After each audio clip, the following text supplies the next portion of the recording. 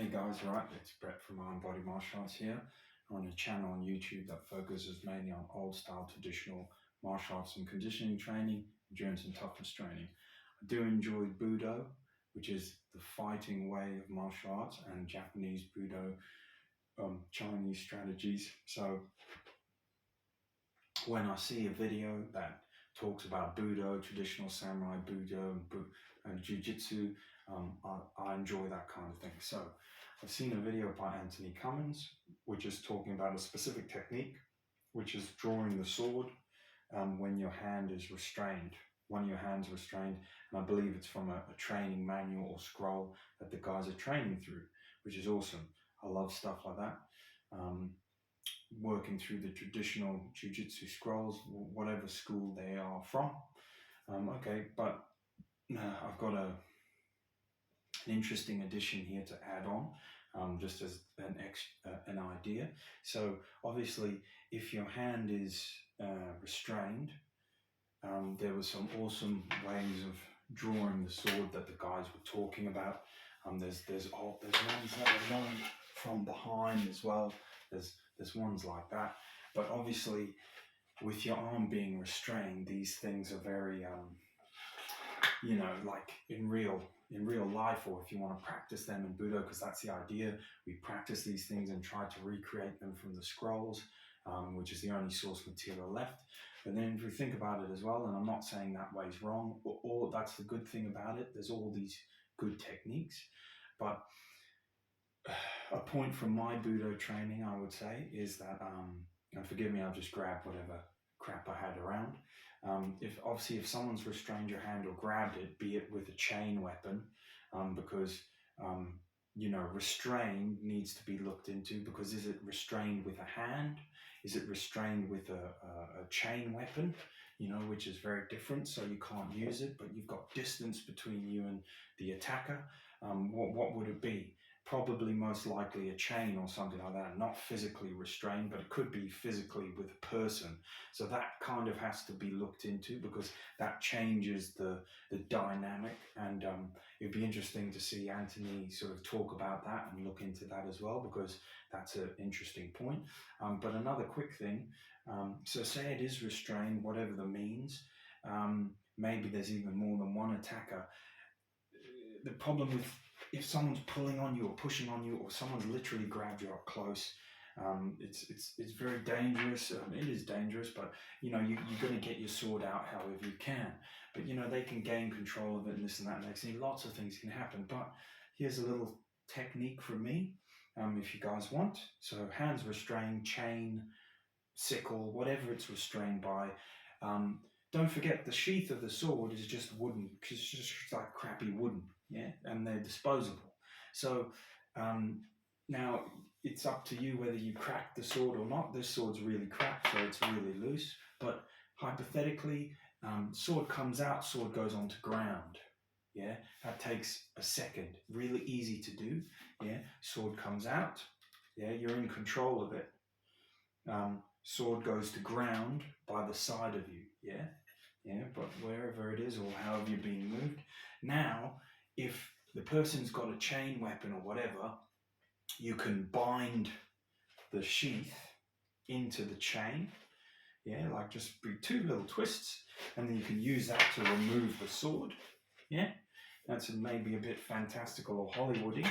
Yeah, or you can place the sword down and use the sandaled foot, toe, to just crack the sword out. Yeah, and the good thing about that method as well, if you guys look into it, is that you can put the sword on the floor, put your toe onto it, or step on it, or whatever you want to do, and then you can pull it out the right way. Yeah, which is the problem with the hand restrained. It's whether you're using a reverse grip or something like that to get the sword out. Obviously, you can always lean it on the floor quickly, stab it into the floor, take it out. Now, people might think that's sacrilege, but no, it's not. In Budo and traditional fighting martial arts, you can do what you want with your sword, also depending on the era that it's representing. Wartime era, proper prior to the 16th century, just do whatever the hell you want. Yeah, different swords as well. But anyway, so there's some cool little ideas. This idea that the sheath doesn't have to remain in the belt. Yeah, the sheath can come out. Yeah, this in its own can be used as a bludgeoning weapon. This can be bludgeoned into the attacker and then removed at another time. Yeah, this can be literally. Unfortunately, I can't practice it with mine because this is really loose. But if you imagine, this can be taken out however you want. However you can get it out, put on the floor. This can be used with the sword in, blah, blah, blah. The sword smashes through it, the sword comes out. But if you were dead set on getting your... But that, for starters, that's a good point. That this whole thing can be taken out and jabbed. The saya can be flicked off in someone's eyes, depending on how tight it is here. Everything can be done that way, but also it can be taken out, whether you're being gripped or grappled or whatever, it can be taken out. And like I said, you can rearrange the sword so it's the right way around, and it's easy and quick, especially if you can't, well, you wouldn't be calm, but it's easy and quick for a trained person to just get that end of the saya with your toes. Try it and just pull that sword right out. Yeah. And then you've got the sword in a better grip. Yeah, your strongest grip. Yeah, even though they say there's no such thing as a left-handed swordsman, you've got it in a nice grip. Yeah. You can then brace it up against the shoulder to make cuts or stabs with the shoulder, with the body movement, if you're being gripped by a chain. With the leverage, if you imagine chained weapon, you take one step forward. So chained weapon, pulling your arm, you take one step forward, which gives you a chance to bend your arm like this. You can then brace that behind the blade, yeah, and it can give you a bit of a fulcrum. You can wrap the chain, you can play around, whatever. It doesn't matter what you do. Yeah, so again, as with all Budo, all the shit in between doesn't matter. The essence is the principle. And the principle is, and that's what I love about Budo, the principle is lose the... And I'm sure there's stuff like this in the scrolls and stuff that Anthony goes through, or any Budo school, but lose the box, the cage around your mind. Think real survival situation. And everyone thinks, yes, no, the sword has to be drawn out in this awkward way, which is fine, it can, and that's possibly how it's even written. But things get translated and this and that, things get hidden, and don't forget that the whole thing can just be drawn real nice and easy. Yeah, if someone's close, you can even bash them with it. Yeah, and then as you bash them with it, you just pull it out. Yeah, so there we go. Anyway, after many years, I joined the discussion of swordsmanship and such, which is been a long-standing hobby of mine in my martial arts. But yeah, hopefully that joins the conversation. I'm not saying I'm right. I'm not trying to. I don't know. I'm not trying to do anything really other than add some of my experience to the topic of this sort of search for what could be the best or what could be the way to do it, or how it should be done or how it can be trained. But that's at least another henka, another variation of how it can be done. And do try the different techniques if you're training in those methods. And yeah, it's people say it's not realistic. It's not this. Hey, it's training, so don't worry about it. And also I heard people saying about this draw's not safe and this and that. Well, if someone's got a chain wrapped around your arm or whatever, there's probably better ways to do things. Or if someone's restrained your hand, but at the end of the day, you're probably nearly dead or dying anyway.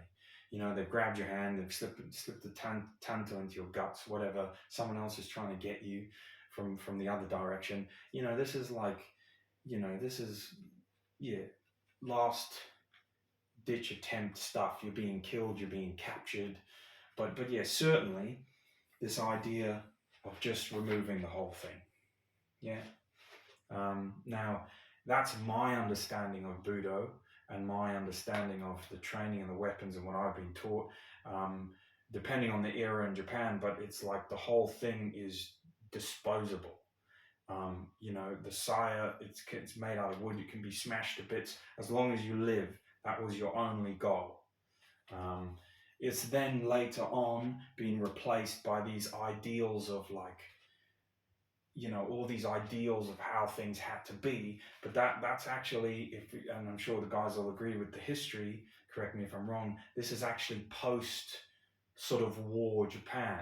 This is like the after the 16th, 17th century. I mean, it's been so long since I was researched the topic, but what I'm interested in, what I'm talking about is like ununified Japan in the day where the actual wars were being fought in the old way, tachi swords, things like that. You know, not the modern idea of the samurai who walks around, much smaller sword, much different mountings. But this technique, I guess, still applies to those sorts of things, those sorts of arenas. You know, yeah. But I'm a bit rusty on the whole topic and the subject. But anyway, that's my 2 cents.